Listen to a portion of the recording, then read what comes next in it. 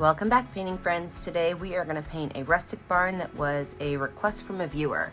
The colors you're going to need are blue, white, brown, yellow, green, black, and red. Remember to have my favorite brushes with you. I've got my 1-inch flat brush, my 10, 6, and 1 round brush. Now I always keep a cup of water and a paint rag handy for keeping my brushes clean. So let's get started. I'm going to start today off with my 10 round brush, and I'm going to have some brown paint on it. We're just going to lay out where our barn is going to go, and then we'll fill in our sky. So this barn, it's actually a photograph that somebody sent me, is a very large rustic barn, but it's really just going to start as a square. I lied, it's a rectangle. A rectangle with a very tall triangle at the top. So if you want to make sure that your triangle is nice and even, you can always make a line going from the center up, and then you're just going to kind of connect the dots.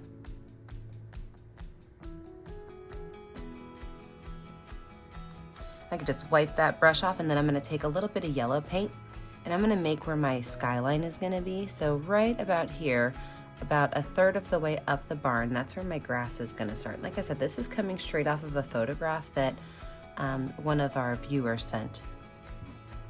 So with that all being done, I'm going to just go ahead and wash that brush off.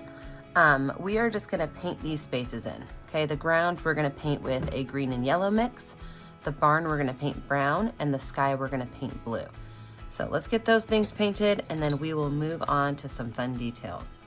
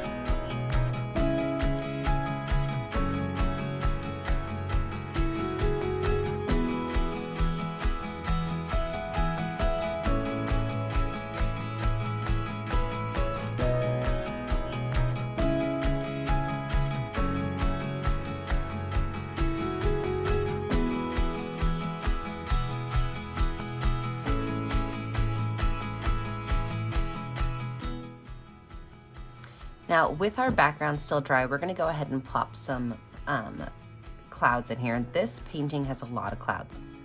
So I'm actually going to paint this a little different than I've ever done before. I'm going to finger paint it. If you've ever painted with me before, you know that finger painting is my favorite.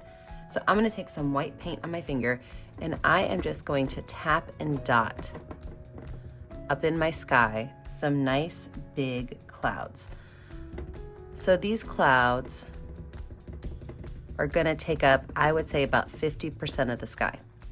When my finger gets a little dirty, I just wipe it off, get some more white paint, and go back in. It's okay if I touch my barn a little bit. I don't wanna get any brown in the clouds, but I can always clean up my brown lines if I accidentally get a little bit of brown or a little bit of white cloud onto my barn. So don't worry too much about that. So just kind of have fun taking your clouds, filling them in, knowing that when you are finished with a cloud, like I think I'm about finished with this cloud, when you're finished with a cloud, you want to go in and make sure that it looks pretty similar all the way through, and then take some extra white and put it at the top. The top of clouds are always a little bit lighter because, well, the bottom has a slight shadow on it. So the top of your cloud should be just a hair brighter and lighter than the rest. I'm gonna pop myself into speed motion because there's gonna be a lot of clouds in this picture.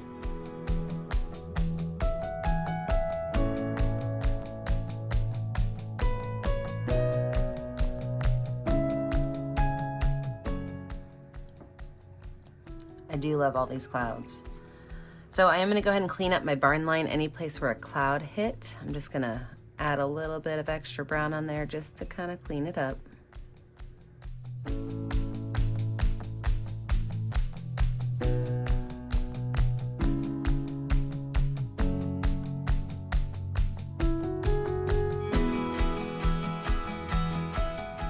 Okay, we're gonna let this dry. When we come back, we will add in some of our details. So the barn in the photograph that the viewer sent me and asked me to paint, it had quite a bit of light and dark areas to it. So I'm gonna use my number 10 round brush, and I'm gonna take spots of white and just randomly drop them all along my barn. I think I said white, I meant yellow. I am gonna do white also, but I'm gonna start with yellow. Then I'm gonna take some white and do the same thing. Again, just very random.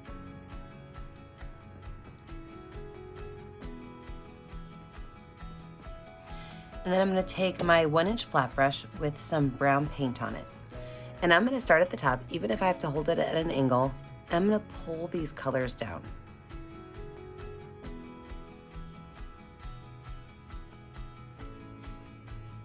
If I need to get more brown, I could just grab some more brown paint, pull these colors down.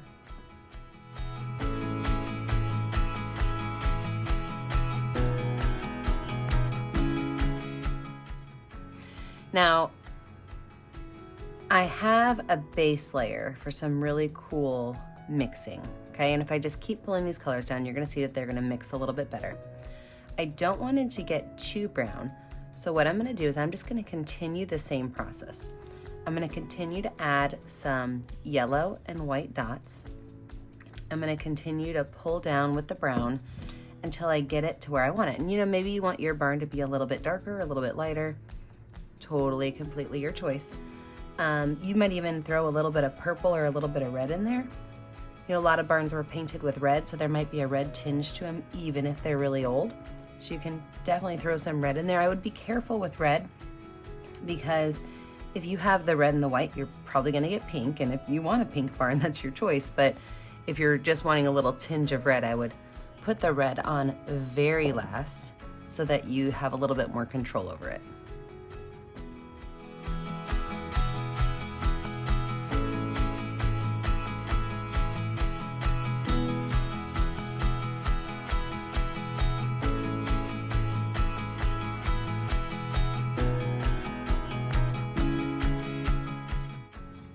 This is exactly what I was hoping for. Now, the barn that I got a picture of also has some stone down along the bottom.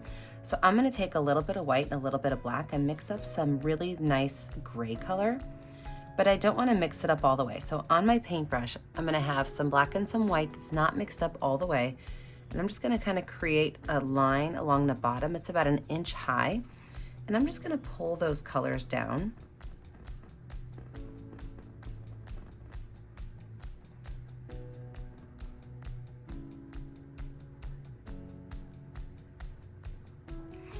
And then I could take some spots of white and drop it in there and some spots of black, and I'm gonna do the same thing I did with my barn. So just kind of let those colors blend gently, not too much. I wanna be able to see those colors.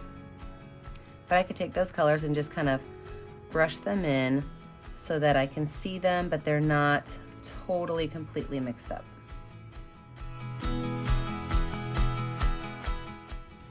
With my brush still got that brown and black and white on there, I'm gonna go in with black paint. And I'm going to make my roof. And so the roof is just gonna be a skinny line that goes right along the roof line.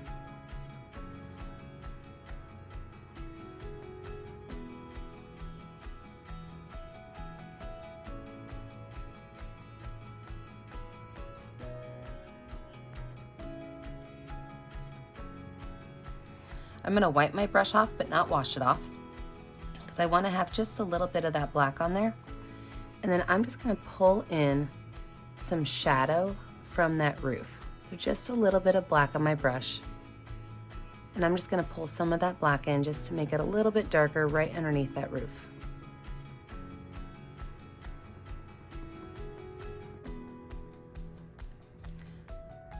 With that black on my brush, and I'm gonna make sure that my brush bristles are nice and flat, I'm also gonna take some lines of black and just kind of gently pull them down. You do not have to see these lines all the way. It's okay for them to be kind of what I like to call ghost lines. Sometimes you see them, sometimes you don't. Some can be close together, some can be far apart. But just by adding some of these black lines in there, it's really gonna start to look like we have some panels of wood on our barn.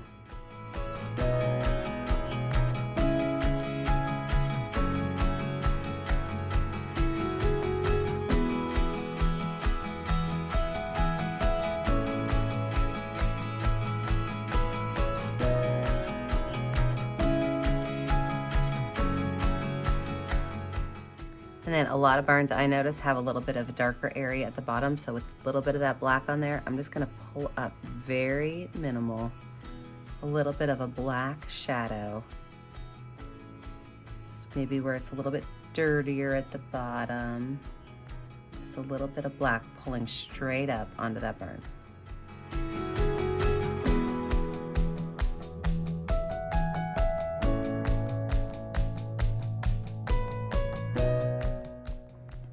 All right, we are gonna let this dry before we start to add in our windows and all of our cool signs. So let your picture dry and we'll come back, we'll finish it up. Okay, so we've got our dry background. Let's go ahead and add in all of our final details. First of all, if you wanna put a tree in, the photograph doesn't have a tree in it, but well, it actually has a very small tree, but I'm gonna make another tree in there just to kind of fill up some of that backspace. I'm gonna use some brown paint with just a touch of black paint on my number 6 round brush. And I'm gonna just throw a tree or two back in here. I like to make my trees starting with the letter Y.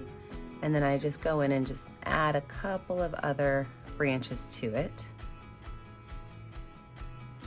Then I can thicken up that base a bit. And then just take a little bit of green and just kind of tap and dab anywhere I see fit. Maybe throw a little bit of yellow in there, since this looks like it is a little bit of a brighter summer day, not really a fall day. So I'm gonna throw some green and some yellow in there just to add some color.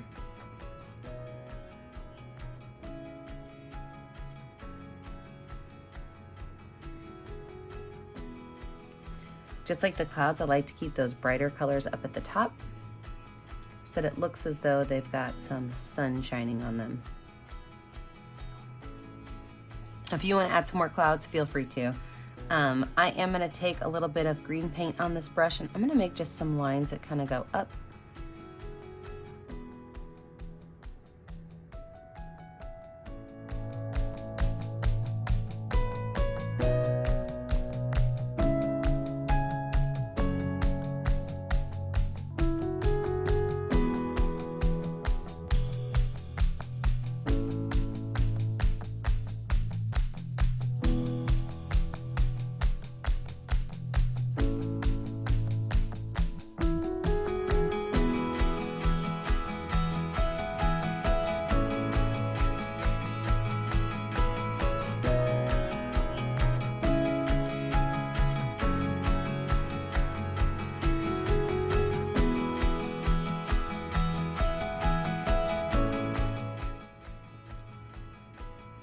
So I'm gonna create my windows now, and I'm gonna use a gray color for those.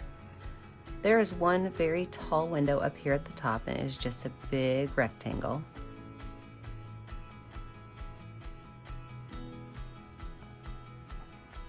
And I'm gonna take a blue and a black mix to kind of fill that space in. I don't want it to be bright blue, but I do want it to look like there's some reflection of the sky in there.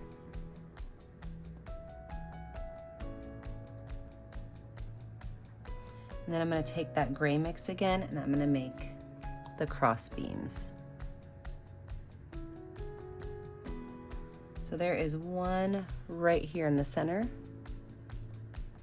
Then there's two at the top and bottom. Add just a little bit of white to that so they pop.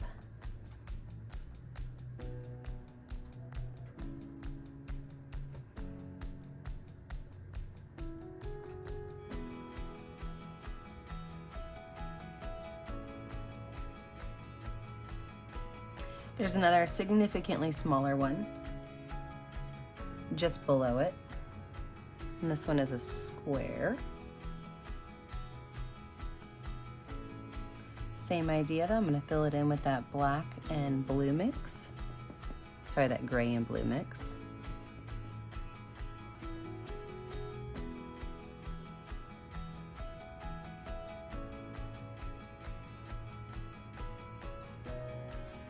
This one has two lines that go across and one that goes top to bottom.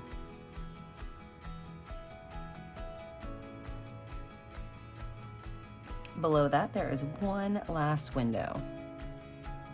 This one's a little bit wider.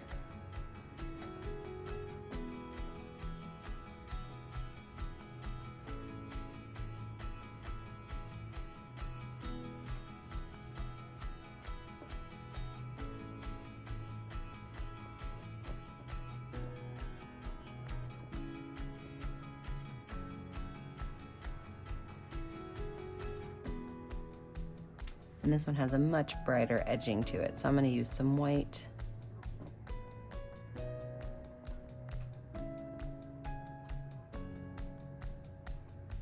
And then it just has a single cross beam both ways.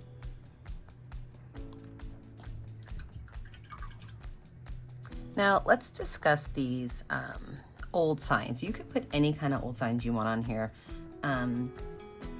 I've seen signs like Pepsi and stop signs, railroad crossing signs. So really it's gonna be your choice what kind of signs you wanna put on here.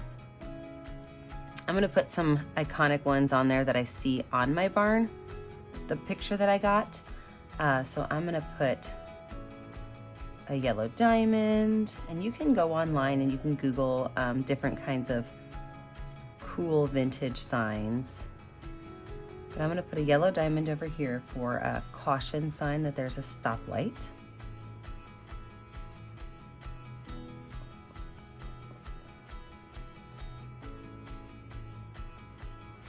I'm gonna do a big old railroad crossing one right here.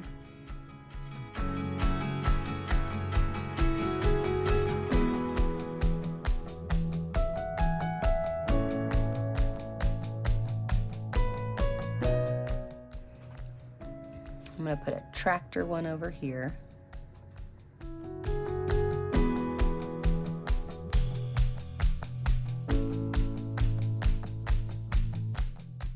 And I can wash my brush off. I'm gonna throw some white ones in there. You gotta have like a road closed sign and all like that. Now I'm not gonna go straight off of what I see on here because some of them I can't even read.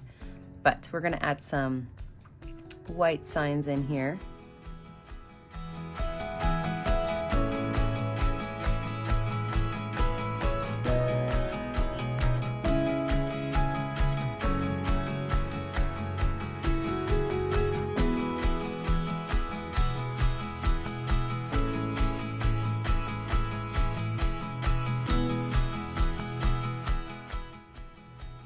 Maybe even a couple of green street signs.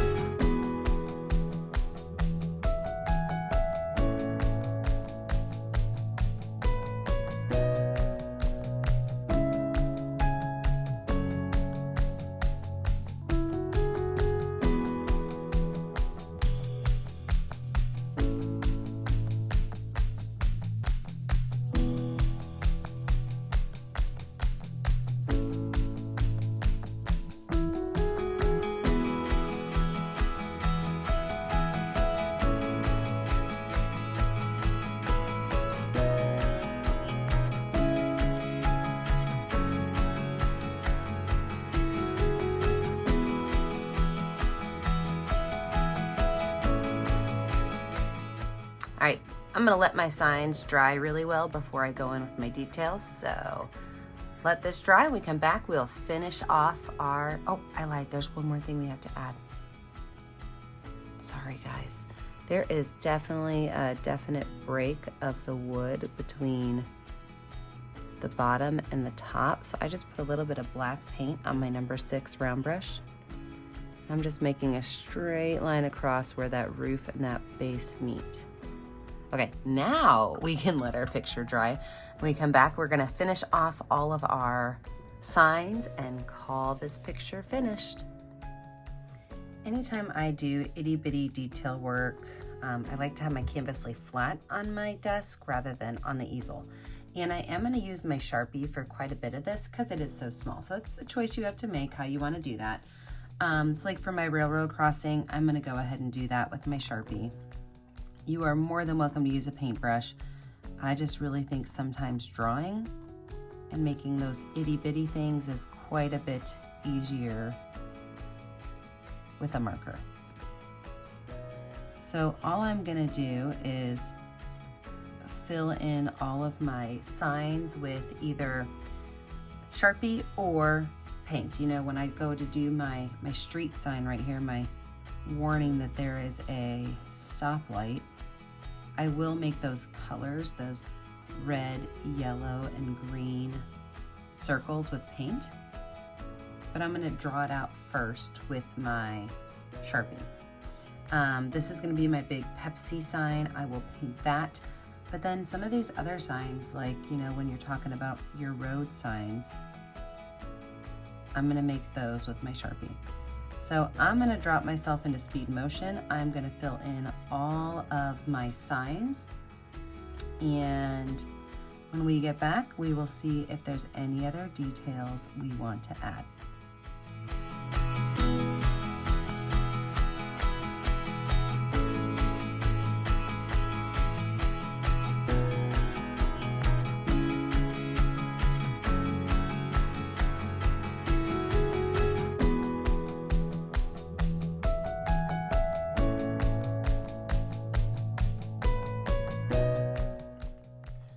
So as you saw, I did add quite a bit with paint as well as with Sharpie.